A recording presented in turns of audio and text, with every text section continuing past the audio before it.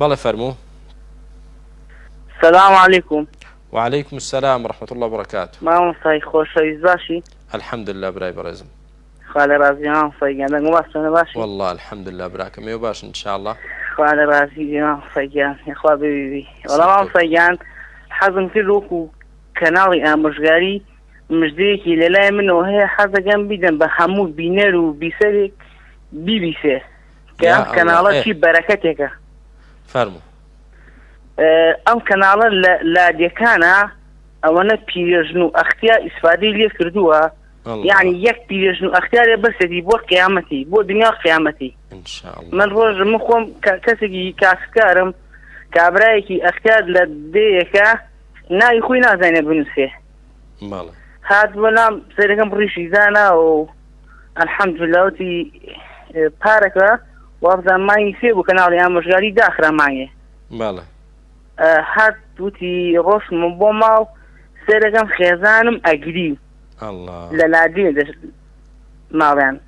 وتم بەخوا وتی دایکی خێزانم نەخۆش وتم لاواجێ دایکی خێزانم ئەمری خۆی کردی بێ زۆر ئەگریە. وتم چی بووە؟ ئافرەتی وەڵای ئەوە نووسراوە کەناڵی ئامۆژگاری ئەوەستێت دەترێ مەسی چی بکەیت؟ ئەلحەمدولillah وتی لە شیرکەوە شرك هاتم بو توحيد لبدعة وخرافات وهاتم بو سنة. يا ربي لك الحمد. أي هموش يوم دانيشن بديار أو كنالو. يعني أو كنالا من دعوة اللي يروى دعوة لحد كسكم لو دوصو بنجاوة حتى وشيتو أنا هي هاوغاري كنالوكا. يوم اللي ناخذ كان أذاني خلص شيتو دي لو كنالا بينيوا. تستخوش ببراك. أو كان شيء قدشاتي وكنالا كان بالأخوة بترسن.